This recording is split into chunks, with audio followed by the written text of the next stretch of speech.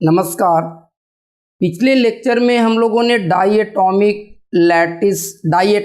One dimensional lattice means linear diatomic lattice के vibrational modes की चर्चा करना शुरू किए थे कि what can be different vibrational modes of a diatomic linear lattice, जिसमें हम लोगों ने ये माना था कि हर लैटिस साइट पर जो बेसिस है वो 2 एटम बेसिस है, एक्चुअली एटम नहीं 2 आयन बेसिस है। हमने जैसे एक एग्जांपल लिया था सोडियम क्लोराइड का Na+Cl-, तो हर लैटिस साइट के अबाउट Na+ और Cl- इस तरह से सिचुएटेड होते हैं कि उनका centre of mass lattice site पर होता है।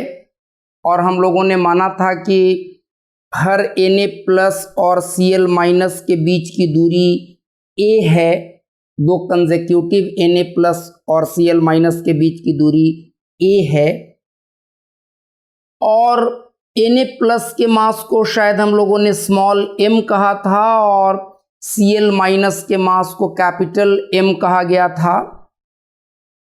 और इस तरह से हम लोगों ने उसका डिस्टरबेंस अगर कोई उस लैटिस के अंदर में प्रोड्यूस किया जाए, उस 2 एटम बेसिस वाले लीनियर लैटिस को अगर वाइब्रेट करने के लिए एनर्जी प्रोवाइड किया जाए किसी भी तरह से, तो ओमेगा का वाइब्रेशन की जो एंगुलर फ्रीक्वेंसी होगी, उस ओमेगा का उस लीनियर लैटिस में प्रोड्यूस्ड डिस्टरबेंस के वेव वेक्टर के साथ क्या रिलेशन होगा, हम लोग ये निकालना चाहते थे। और आपको याद होगा कि अल्टीमेटली हम लोग एक ऐसे रिलेशन पर पहुंच गए थे पिछले क्लास में, और यहाँ के बाद हमने अपनी लेक्चर ख़त्म की थी।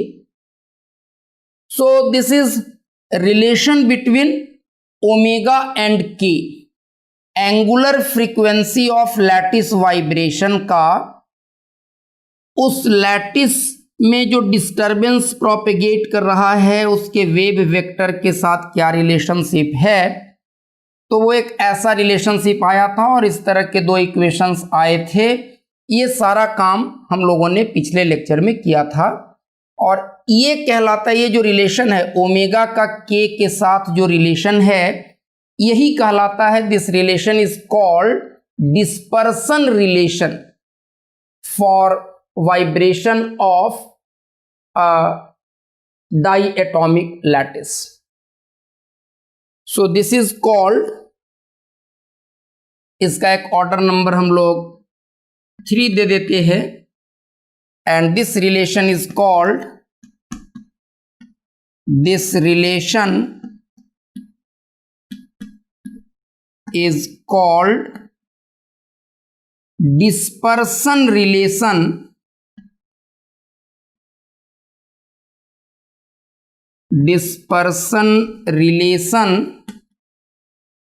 for the vibration of, for the lattice vibration of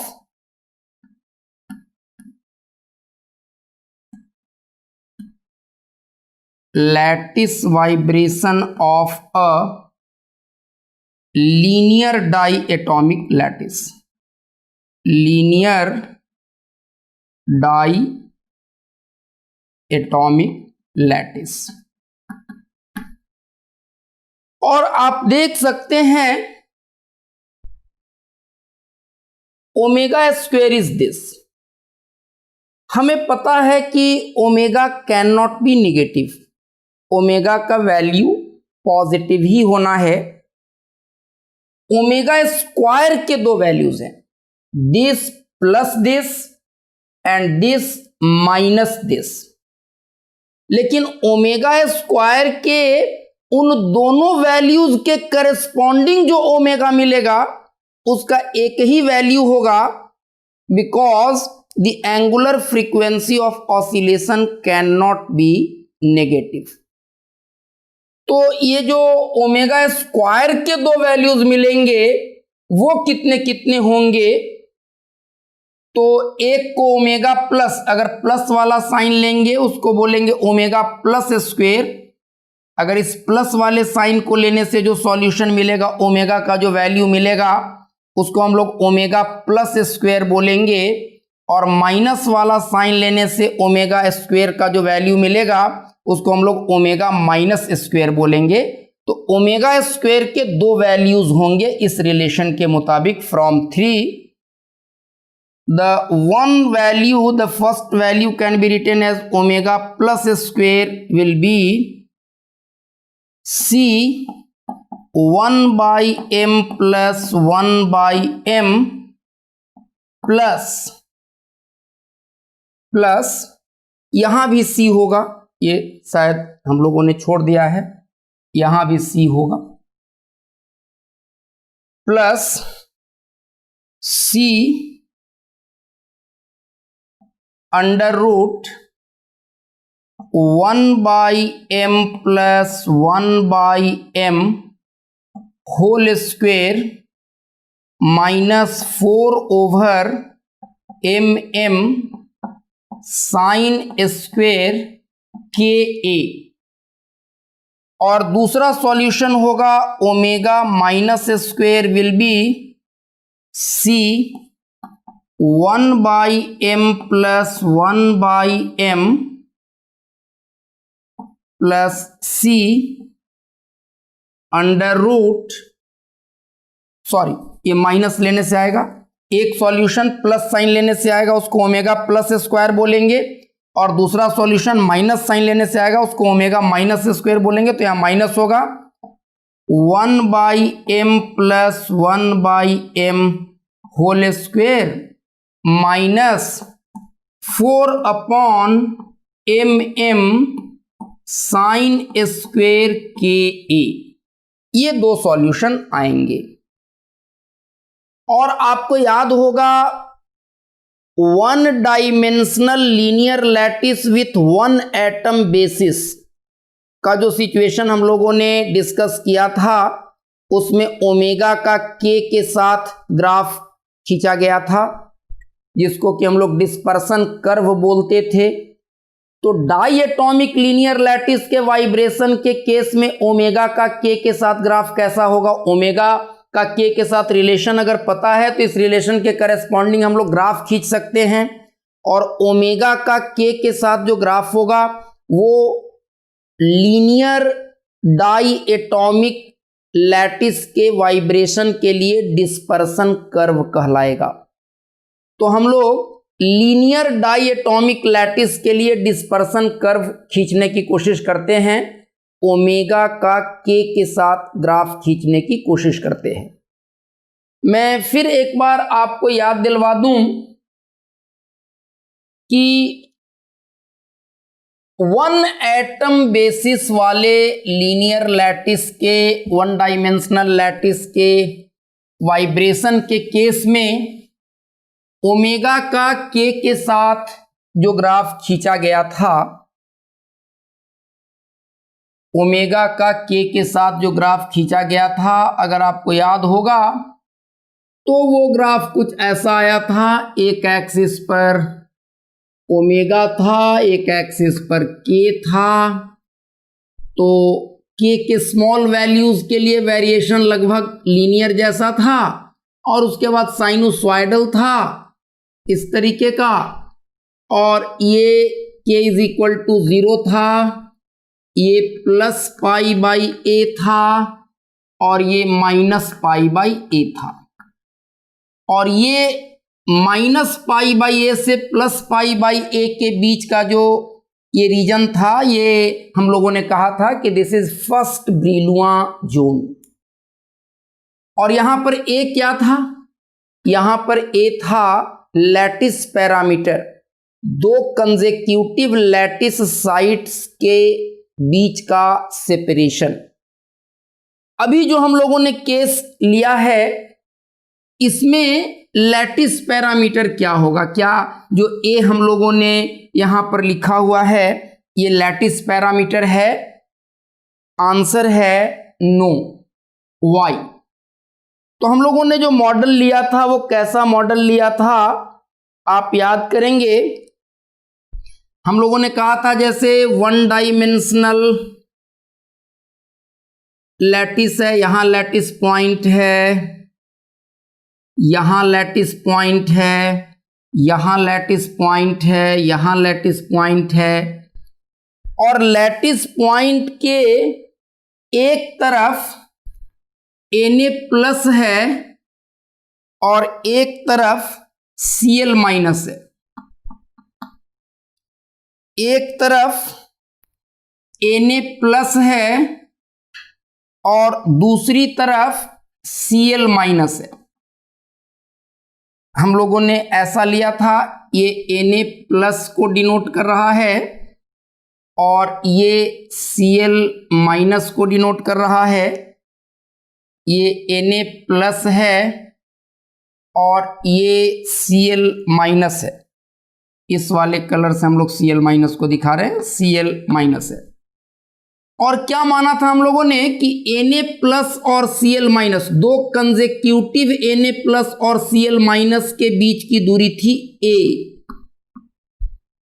इस तरह से कि इनका सेंटर ऑफ मास इस लैटिस साइट पर आ जाएगा। लैटिस साइट के एक तरफ Na प्लस है, दूसरी तरफ Cl माइनस है, इस तरह से कि इनका सेंटर ऑफ मास इस लैटिस साइट पर आ जाएगा।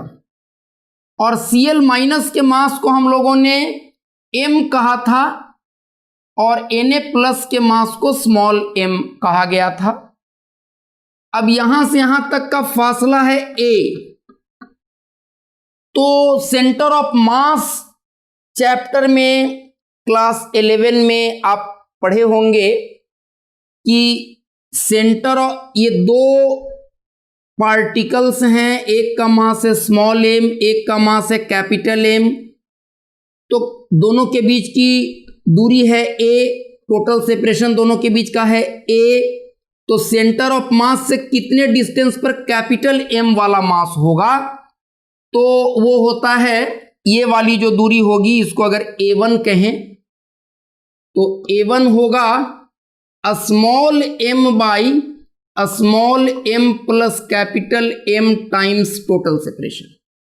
और सेंटर ऑफ मास से कितनी दूरी पर स्मॉल m वाला मास होगा, उसको अगर a2 कहें तो ये होगा capital M by small m plus capital M times a, ऐसा।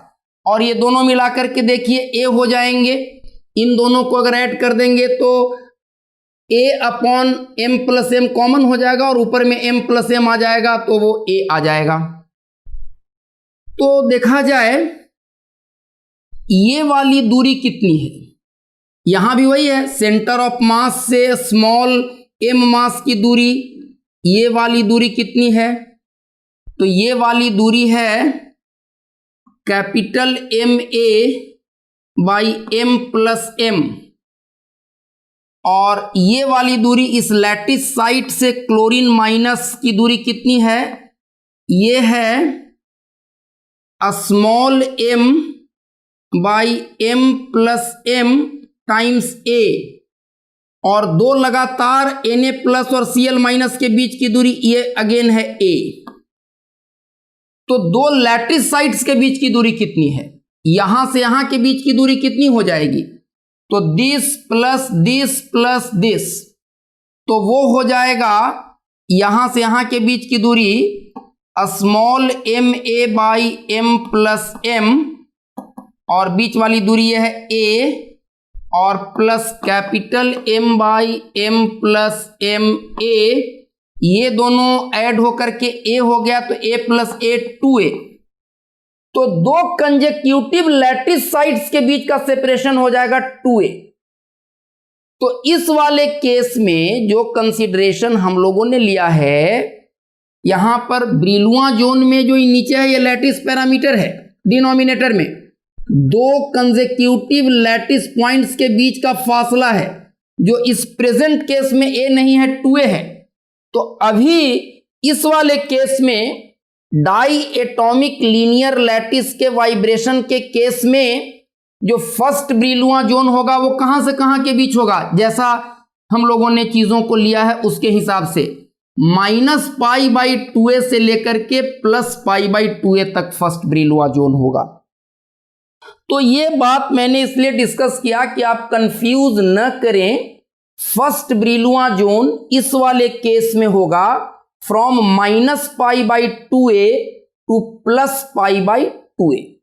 वो -π/a से +π/a होने वाला नहीं है। इस वाले केस में जो दूरियां हम लोगों ने लिया है अपने कैलकुलेशंस में उसके हिसाब से the first Brillouin zone will be situated between -π/2a to +π/2a।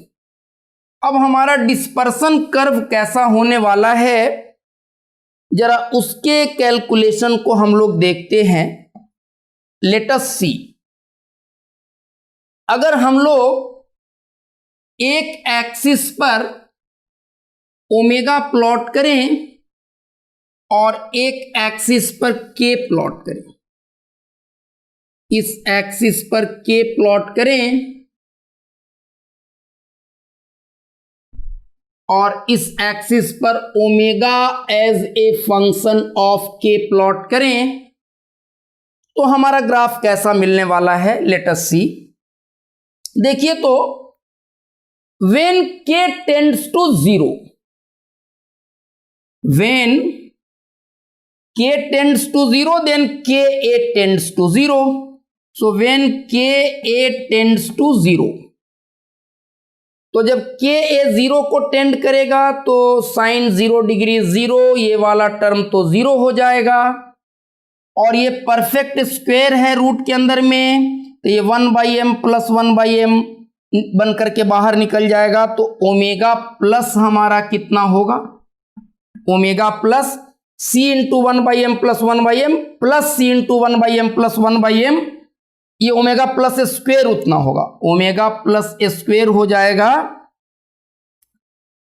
2c into 1/m plus 1/m और that implies omega plus will be under root 2c 1/m plus 1/m इतना,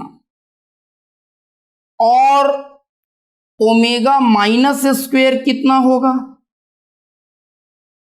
तो ये देख लीजिए ये तो 0 हो जाएगा और ये हो जाएगा 1/m प्लस 1/m का परफेक्ट स्क्वायर है तो रूट के बाहर आ जाएगा, तो दिस माइनस दिस वो 0 हो जाएगा। So this will be 0 means omega minus will be 0। और हम लोगों ने कहा था कि लैटिस वाइब्रेशन के केस में के कौन से वैल्यूज हमारे लिए रिलेवेंट होते हैं, कहां से कहां के बीच का जो के होता है उसके करस्पॉन्डिंग लैटिस के वाइब्रेशन की एंगुलर फ्रीक्वेंसी हमें अलग अलग मिल सकती है, डिस्टिंक्ट मिल सकती है, because omega is a periodic function of के। तो एक सर्टेन के बाद फिर वही ओमेगा रिपीट होना शुरू हो जाएगा। So the only relevant values of के लाई इन फर्स्ट ब्रिलुआ जोन, ऐसी बात हम लोगों ने किया था कि फर्स्ट ब्रिलुआ जोन में लाई करने वाले के ही हमारे लिए रिलेवेंट होते हैं। अगर उसके बाहर का के ले रहे हैं तो फिर से ओमेगा के वही सारे वैल्यूज मिलने जा रहे हैं जो फर्स्ट ब्रिलुआ जोन में डिफरेंट के करस्पॉन्डिंग हमें मिला है। तो हमें कंसीडर करना है 0 से लेकर के +π/2a तक, और वैसा ही इधर भी होगा क्योंकि ओमेगा तो पॉजिटिव ही होना है। तो when ka tends to π/2, ka tends to π/2 means k tends to π/2a, this is first Brillouin zone, -π/2a to +π/2a is first Brillouin zone. तो फर्स्ट ब्रिलुआ जोन के बाउंड्री पर की बात अगर हम लोग करें, देन लेट अस सी, के ए अगर पाई बाई 2 हो जाएगा तो sine square K A will be 1. So what will it be? अगर आप ओमेगा प्लस स्क्वेयर को देखेंगे तो ये हो जाएगा C into 1/m plus 1/m plus C into √1/m square plus 1/m square A plus B whole square plus 2ab minus sine square K तो 1 हो जाएगा 4/mm. तो ये दोनों ऐड होकर के हो जाएगा -2/mm और इसको हम लोग लिख सकते हैं, ये हो जाएगा c 1/m plus 1/m plus c √1/m minus 1/m to the whole square. और ये हो जाएगा c अगर कॉमन ले लें तो 1/m plus 1/m plus 1/m minus 1/m and this cancels out. So this will be 2c/m omega plus square. तो omega plus will be omega plus square will be 2c/m. That implies omega plus will be √2c/m. और इसी तरह से omega minus square की बात अगर करें तो फर्क कहां पड़ने वाला है? ये सारी चीजें तो जस की तस रहने वाली हैं. ओमेगा माइनस स्क्वेयर में भी ये 1 हो जाएगा और ये तो फिर से उतना ही आना है, सिर्फ यहां प्लस की बजाय माइनस आ जाएगा. तो अगर यहां माइनस आ जाएगा तो 1/m plus 1/m minus 1/m और ये प्लस 1/m हो जाएगा. तो ये हो जाएगा 2c/M. तो ओमेगा माइनस हो जाएगा √2c/M ऐसा.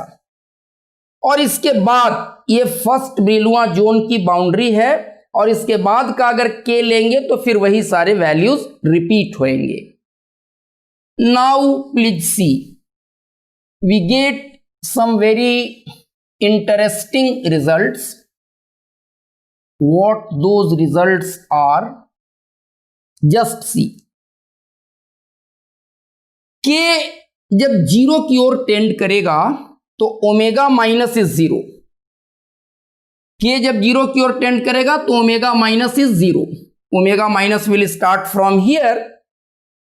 बट जब फर्स्ट ब्रिलुआ जोन की बाउंड्री तक आप जाते हैं तो omega minus is √2c/m. Suppose कीजिए ओमेगा का वैल्यू ये है √2c/m. तो के जब फर्स्ट ब्रिलुआ जोन शुरू में ये इस तरीके से बढ़ेगा और फर्स्ट ब्रिलुआ जोन की बाउंड्री π/2a प्लस π/2a पर ये जो वैल्यू है ये √2c/m है. ये √2c/M है. और वैसा ही इधर भी होगा, वैसा ही इधर भी होगा इस तरीके से. और ये है -π/2a और यहां से यहां तक का ये जो रीजन है ये है first Brillouin zone. First Brillouin zone ये रीजन. तो ओमेगा माइनस का के साथ वेरिएशन इस तरीके का होगा. और अगर ओमेगा प्लस की बात करें तो when k tends to 0, when k tends to 0, then omega plus is this. Omega plus is this,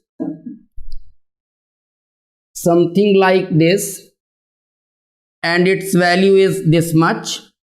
And when k tends to plus π/2a, then omega plus is √2c/m. हम लोगों ने ऐसा माना है कि Na प्लस का मास Cl minus के मास से थोड़ा कम है। तो अब जरा दोनों को देखिए, ओमेगा माइनस का फर्स्ट ब्रिलुआ जोन की बाउंड्री पर वैल्यू कितना है, वो है √2c/M, और ओमेगा प्लस का फर्स्ट ब्रिलुआ जोन की बाउंड्री पर वैल्यू है √2c/m। तो न्यूमरेटर दोनों में सेम है, तो डिनोमिनेटर जिसमें कम है वो फ्रैक्शन ज्यादा होगा और डिनोमिनेटर जिसमें ज्यादा है वो फ्रैक्शन कम होगा। तो ओमेगा प्लस में डिनोमिनेटर कम है तो ओमेगा प्लस का वैल्यू ज्यादा होगा। कहने का मतलब कि फर्स्ट ब्रिलुआ जोन की बाउंड्री पर ओमेगा जितना था, फर्स्ट ब्रिलुआ जोन की बाउंड्री पर ओमेगा माइनस का वैल्यू जितना था, ओमेगा प्लस का वैल्यू उससे थोड़ा ज्यादा होगा। कितना होगा, ये √2c/m है फर्स्ट ब्रिलुआ जोन की बाउंड्री के पास, इस तरीके से। तो ये रिलेशन कैसा है, ये शुरू में कुछ इस तरीके से घटता है और फिर ये फर्स्ट ब्रिलुआ जोन की बाउंड्री पर आकर के कुछ ऐसा हो जाता है।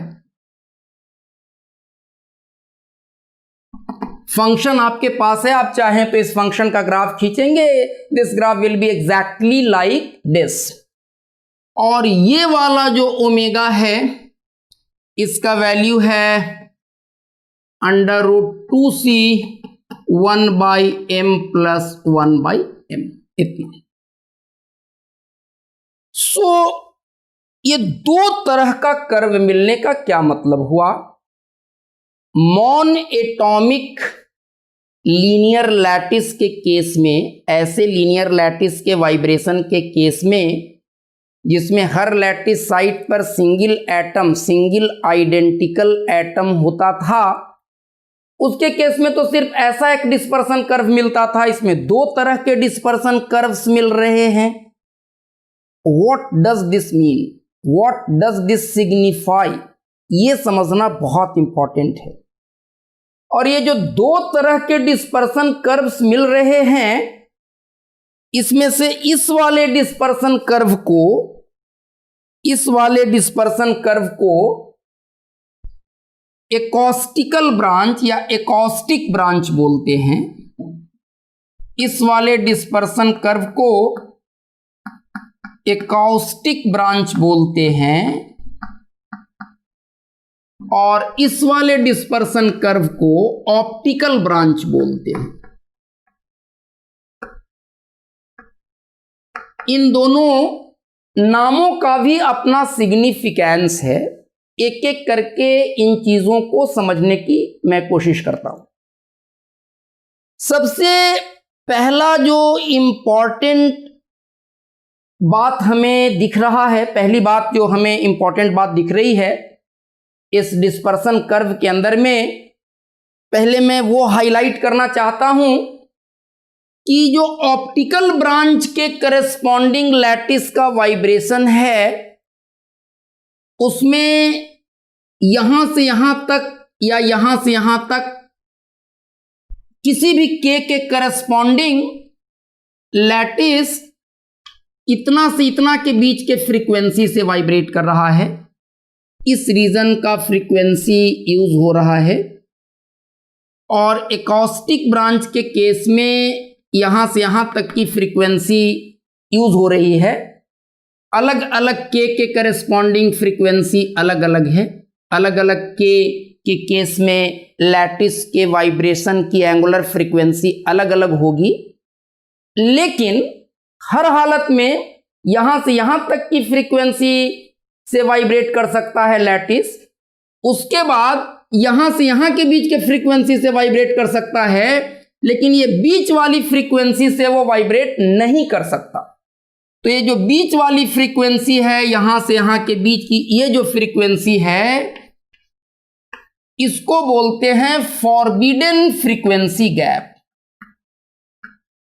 इसको बोलते हैं फॉरबिडन फ्रीक्वेंसी गैप। जैसे सेमीकंडक्टर के केस में फॉरबिडन एनर्जी गैप की बात करते हैं, बैंड स्ट्रक्चर ऑफ सॉलिड्स में हम लोग आगे करेंगे बातें, वैसे ही ये फॉरबिडन फ्रीक्वेंसी गैप है। मतलब डाई एटॉमिक लीनियर लैटिस के वाइब्रेशन के केस में लैटिस या तो यहां से यहां के बीच के फ्रीक्वेंसी से वाइब्रेट करेगा या फिर यहां से यहां के बीच के फ्रीक्वेंसी से वाइब्रेट करेगा। ये बीच वाले रीजन की फ्रीक्वेंसी अलाउड नहीं होगी। यहां से यहां के बीच के फ्रीक्वेंसी से लैटिस वाइब्रेट नहीं कर सकता। ये फॉरबिडन फ्रीक्वेंसी होगी, ये फ्रीक्वेंसी अलाउड नहीं है। Lattice can not take this frequencies for being vibrating. ये फ्रीक्वेंसीज अलाउड नहीं है। ये फॉरबिडन फ्रीक्वेंसी गैप कहलाता है या फॉरबिडन फ्रीक्वेंसी बैंड, जो भी आप कहिए, फॉरबिडन फ्रीक्वेंसी गैप और फॉरबिडन फ्रीक्वेंसी बैंड, जो भी आप कहें, इसको कह सकते हैं।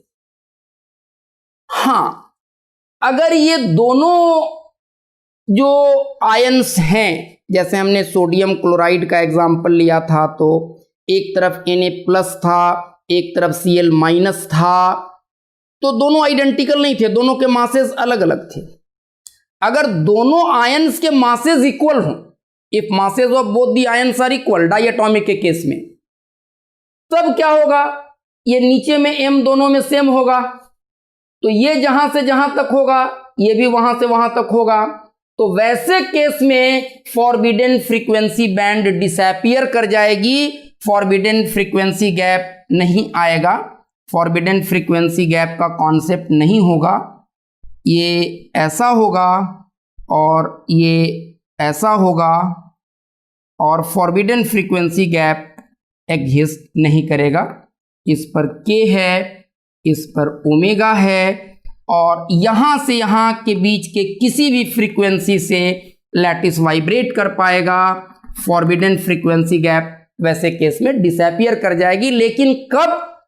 जब दोनों एटम्स आइडेंटिकल होंगे, इक्वल मासेस के होंगे, तब। ओके, अब सवाल उठता है कि एक को हम लोग एकॉस्टिक ब्रांच क्यों बोल रहे हैं और दूसरे को हम लोग ऑप्टिकल ब्रांच क्यों बोल रहे हैं। इन बातों को जरा समझने की जरूरत है। तो उसके पहले हम लोग थोड़ा सा मैथमेटिक्स करते हैं और उससे कुछ बातें समझ में आएंगी शायद।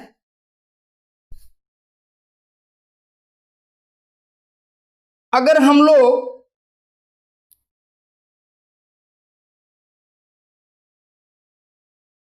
एकॉस्टिक ब्रांच की बात करें, जिसको हम लोगों ने एकॉस्टिक ब्रांच कहा है, तो आप इस वाले रिलेशन से देख सकते हैं। एकॉस्टिक ब्रांच के केस में व्हेन K टेंड्स टू 0,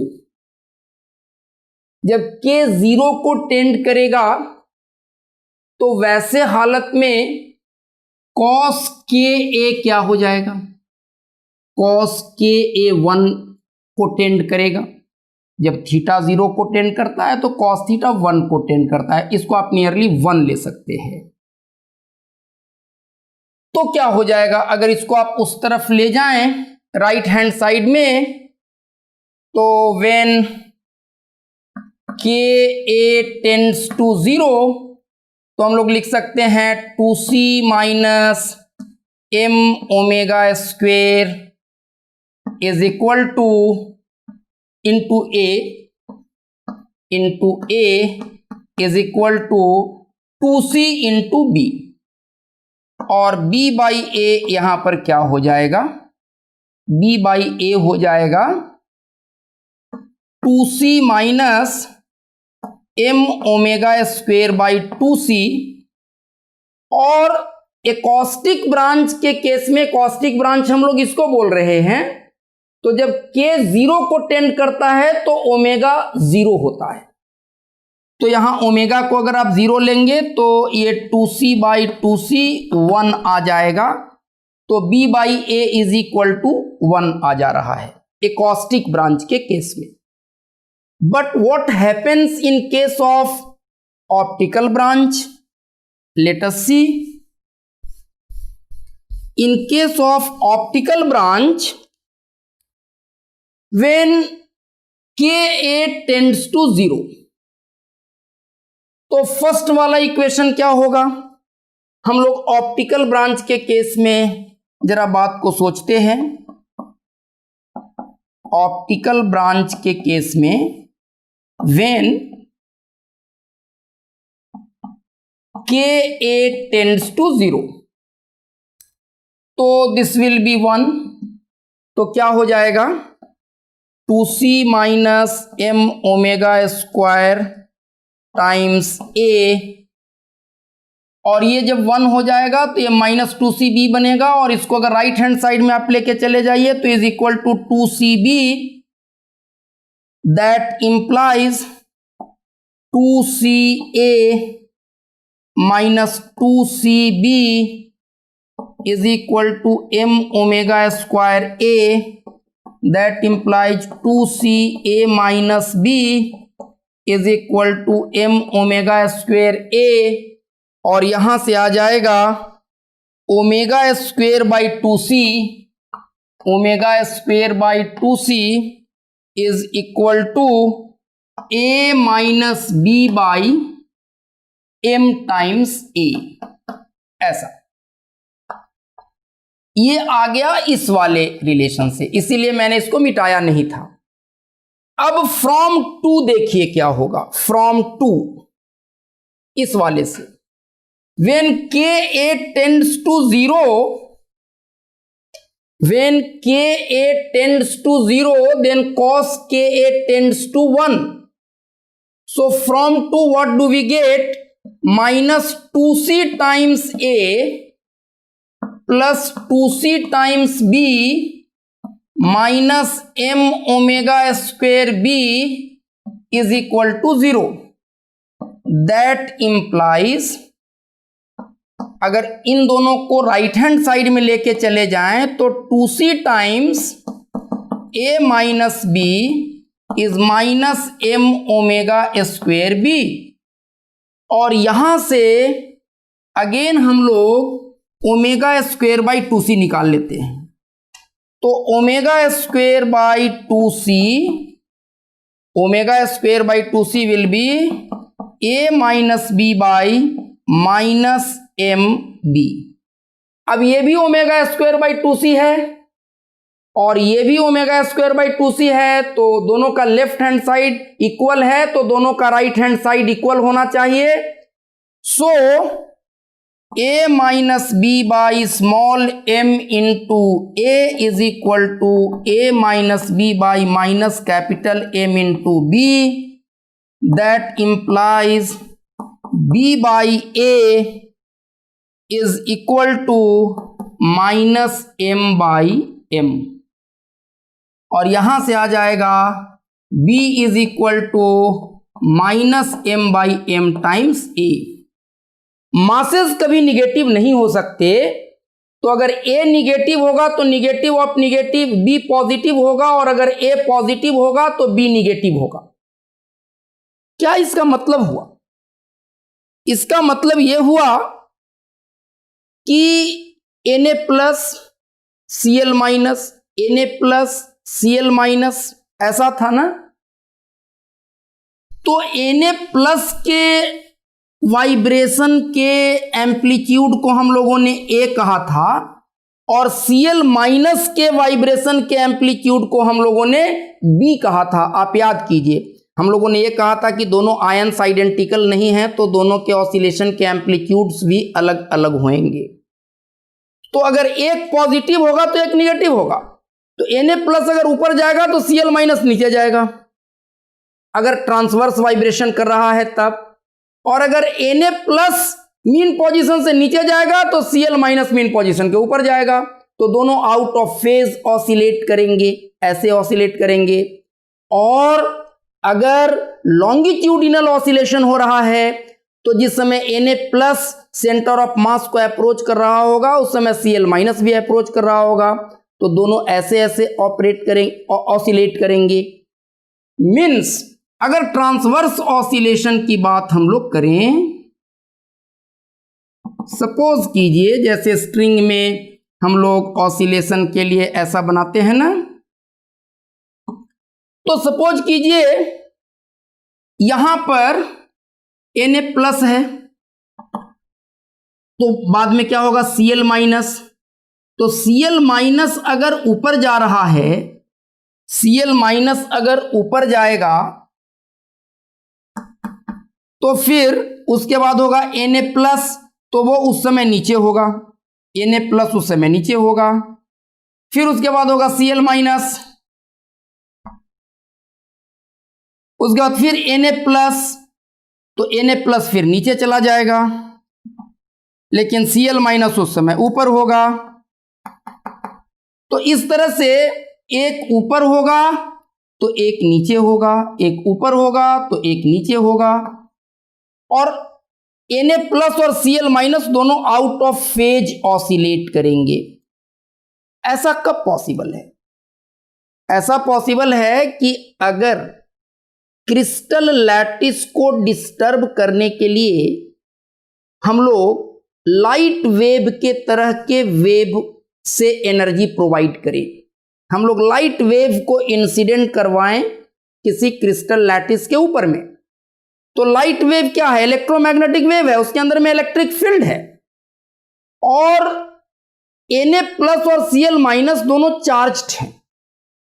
तो सपोज कीजिए किसी गिवन मोमेंट ऑफ टाइम पर अगर लाइट वेव इधर प्रोपगेट कर रही है और इलेक्ट्रिक फील्ड ऐसे ऑसिलेट कर रहा है और मैग्नेटिक फील्ड ऐसे कर रहा है, और किसी गिवन मोमेंट ऑफ टाइम पर उसका इलेक्ट्रिक फील्ड ऐसा डायरेक्टेड है, तो Na+ पर वो इधर फोर्स लगाएगा और Cl- पर उल्टे डायरेक्शन में फोर्स लगाएगा। तो Na+ अगर ऐसे जाएगा तो Cl- ऐसे जाएगा। तो इसका मतलब है कि इस तरह का डिस्टरबेंस लाइट वेव के तरह के वेव से प्रोड्यूस किया जा सकता है। सो जो एक्साइटिंग एनर्जी है लैटिस को वाइब्रेट करने के लिए, वो लाइट वेव के तरह के वेव से प्रोवाइड की जा रही है। इसलिए उसके करस्पॉन्डिंग जो लैटिस के वाइब्रेशन, उसके करस्पॉन्डिंग जो लैटिस का वाइब्रेशन होता है और उसके वाइब्रेशन की जो फ्रीक्वेंसी होती है और उसका जो के पर डिपेंडेंस होता है, उस तरह के एक्साइटिंग रेडिएशन के करस्पॉन्डिंग जो लैटिस वाइब्रेशन होगा, उसके डिस्पर्सन कर्व को ऑप्टिकल ब्रांच कहा जाता है। इसमें मैं थोड़ी बातें और आगे चल के आपको हिंट करूंगा।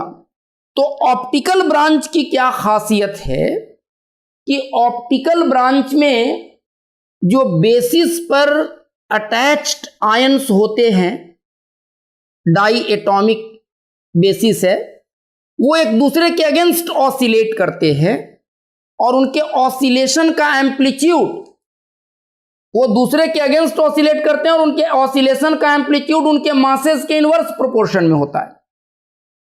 जिसका मास कम है वो ज्यादा एम्पलीट्यूड से ऑसिलेट करता है, जिसका मास ज्यादा है वो कम एम्पलीट्यूड से ऑसिलेट करता है, इस तरह से कि उस 2 एटम बेसिस का सेंटर ऑफ मास ऑसिलेट नहीं करे, वो जहां का तहां बना रहे। इसीलिए इसको कहा जाता है optical branch. So in case of optical branch, in case of optical branch, the ions of basis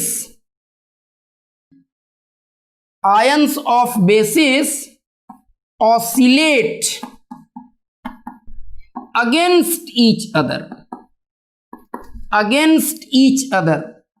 out of phase oscillate करते हैं, against each other, such that their amplitude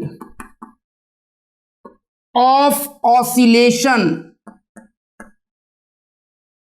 amplitudes of oscillation are inversely proportional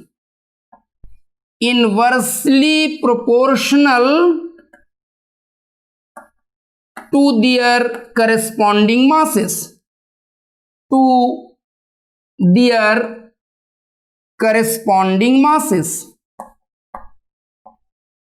corresponding masses, इसके बाद मैं यहां पर थोड़ा सा लिख दे रहा हूं, in such a way that their centre of mass remains fixed, does not oscillate, remains fixed। तो इस तरह के ऑसिलेशन के करस्पॉन्डिंग जो डिस्पर्सन कर्व हमें मिलता है उसको हम लोग कहते हैं ऑप्टिकल ब्रांच। ऑप्टिकल ब्रांच में जो कंस्टिट्यूएंट बेसिस है दे वाइब्रेट अगेंस्ट वन अनदर, और किसी भी फ्रीक्वेंसी से आप लैटिस को वाइब्रेट नहीं करवा सकते। एकॉस्टिक, अगर लैटिस को डिस्टर्ब करने वाला एनर्जी साउंड वेव से मिल रहा है, तो साउंड वेव से मिल रहा है तो क्या होगा कि एक एटम के पास का जब प्रेशर बढ़ेगा तो वो अगले को भी उसी डायरेक्शन में डिस्प्लेस करेगा। तो दोनों जो कंस्टिट्यूएंट एटम्स हैं हर बेसिस पर अटैच्ड, वो या तो ऐसे ऐसे ऑसिलेट करते हैं या ऐसे ऐसे ऑसिलेट करते हैं। तो एकॉस्टिक ब्रांच के केस में जो ऑसिलेशन होगा वो इस तरीके का होगा कि Cl Na+ और Cl- दोनों एक ही तरफ रहेंगे, दोनों ऊपर हैं तो ऊपर रहेंगे, दोनों नीचे हैं तो नीचे रहेंगे। तो दोनों फेज में ऑसिलेट करते हैं, उनके ऑसिलेशन के एम्पलीट्यूड्स ऑफ कोर्स अलग अलग हैं but they oscillate in phase. तो ये फर्क है एकॉस्टिक ब्रांच में और ऑप्टिकल ब्रांच में। तो ये सारे कुछ इंफॉर्मेशंस हैं टू एटम बेसिस वाले लीनियर लैटिस के वाइब्रेशन के लिए। और एकॉस्टिक ब्रांच का क्या मतलब होता है, ऑप्टिकल ब्रांच का क्या मतलब होता है, और डाई एटॉमिक लीनियर लैटिस के वाइब्रेशन के केस में डिस्पर्सन कर्व कैसी होती है और उसके दो ब्रांचेस के बनने का क्या मीनिंग है, एटसेट्रा एटसेट्रा। तो आज के लेक्चर को हम लोग यहीं ख़त्म करते हैं और इससे रिलेट करके फिर फोनॉन वगैरह क्या होता है उसका डिस्कशन हम लोग आगे के लेक्चर्स में करेंगे। Thank you very much.